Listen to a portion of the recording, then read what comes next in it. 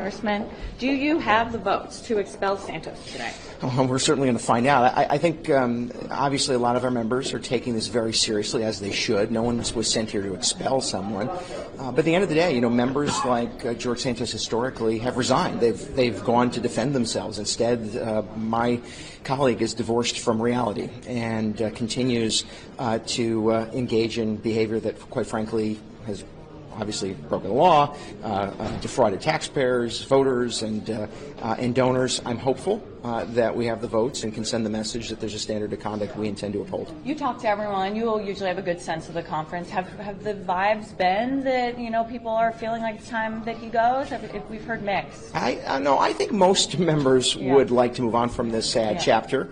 But they're taking very seriously this question of expulsion. I don't judge my colleagues for the ultimate decision they make. I'm just hopeful that they allow the voters and the residents of this district in New York to be given the opportunity to elect somebody that they believe will represent them well. Do you think it's a problem for some in swing districts and things? Even if they vote to expel because of the toxicity of Mr. Santos, and they fail to do so, and they say this is just one more thing. The Republicans, they're dealing with a speaker. They went through that for a month. They can't pass a bill. They can't do anything. They can't even kick out Santos. And doesn't that wash up on your shoes? Well, listen, I'm very clear. I've called for his resignation. I think, frankly, he shouldn't be here now. I've voted now. We'll have voted 3 times, I think, to expel him. The question of expelling a member is a very high threshold. I believe that his behavior has far exceeded that threshold, and therefore is deserving of being removed from the House.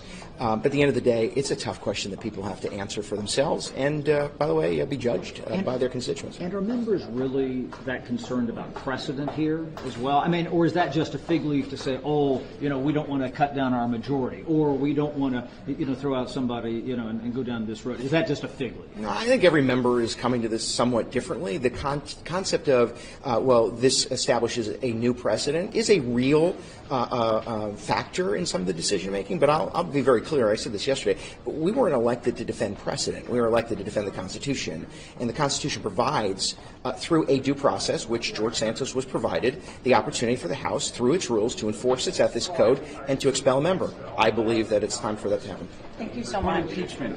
What are you hoping to learn today?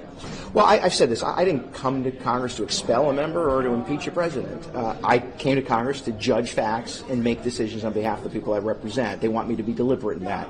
I don't serve on the committees of jurisdiction. I believe there is impropriety and incidents of corruption. I believe that the facts should lead us to the next step. If those facts, as presented today and over the course of the next several days, require additional House oversight through an inquiry, I could envision supporting that. I just want to be sure that we are very deliberate in improving and showing to the American people that the facts are leading us to the point where that particular level of oversight is absolutely necessary. So it sounded like Chairman Comer would have a vote on the House floor in maybe a few weeks. Yeah.